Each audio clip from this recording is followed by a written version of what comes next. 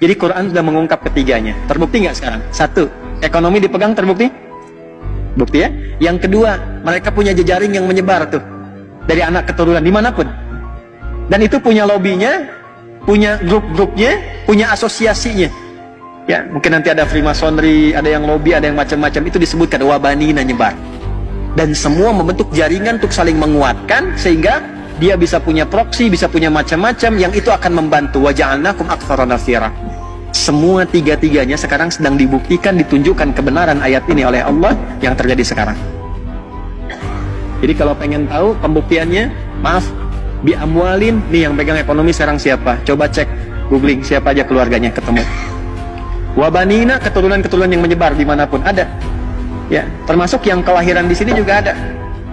Tuh yang sering muncul di TV tuh, perempuan tuh, saya nggak sebut nama tuh ya. Ya saya nggak mau kata-kata yang kurang baik lah ya, tapi saya biasanya kalau diundang sama yang kurang kompeten itu nggak berminat gitu, buang-buang waktu gitu ya. Pengetahuan sejarah minim, kalau dikatakan tidak tahu gitu kan ya, cara berpikirnya juga tidak terstruktur ya. Jadi kalau kita datang juga buang-buang energi ya, jadi kita tonton sambil senyum aja lah udah gitu ya. Ya jadi baru bicaranya jangankan orang yang pintar, orang biasa awam sih udah paham gitu keadaannya bagaimana. Tapi ini tidak menjadikan kita mesti mencela atau merendahkan, tidak. Justru kita mendoakan kepada jalan yang baik, kemudian memperbaiki dengan cara yang baik, dengan menyampaikan yang seperti ini. Tapi yang saya maksudkan, kalau Anda cek, itu kan kelahiran Makassar, tapi menjadi bagian dari jaringan lobby kan ke atas ke sana.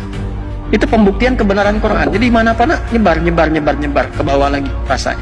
Wa ja'alnakum aktsara nafira. Saya umumkan tidak boleh ada negara lain yang ikut campur tentang ini. Tapi dia masuk kok lewat kapal induk. Yang lain nggak boleh, dia masuk dengan kapal induk, ya kan? Jangankan kapal induknya itu di border yang di Rafah di Mesir itu jagain di situ. Makanya nggak bisa keluar. Yang jaga tentara mana? Amerika jaga juga di situ.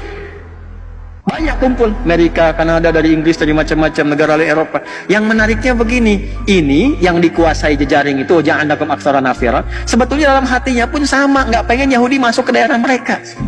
Sebab kalau masuk merusak lagi, daripada di kami, di situ aja deh kami jagain. Gitu.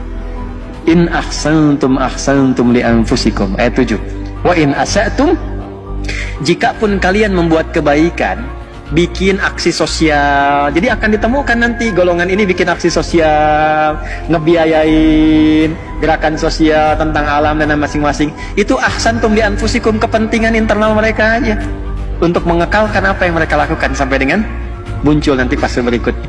Wa in asatum falaha, kalau berbuat buruk memang begitu karakternya ya. Memang begitu karakternya. Jadi kalau sekarang misalnya yang dibom, maaf, rumah sakit, ya memang begitu. Nggak peduli dengan kutukan dunia, ya memang begitu. Yang terkutuk ya memang tidak peduli dengan kutukan.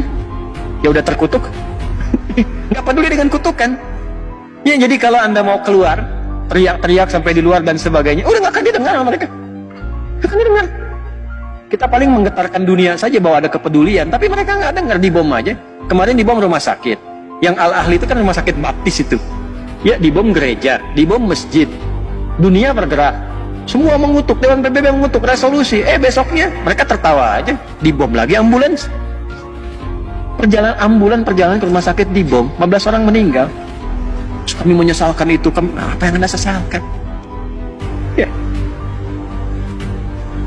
Fa idza jaa wa'dul akhirah. Maka jika nanti muncul yang kedua nih. Jadi yang fase pertama sudah, sekarang sudah fase kedua.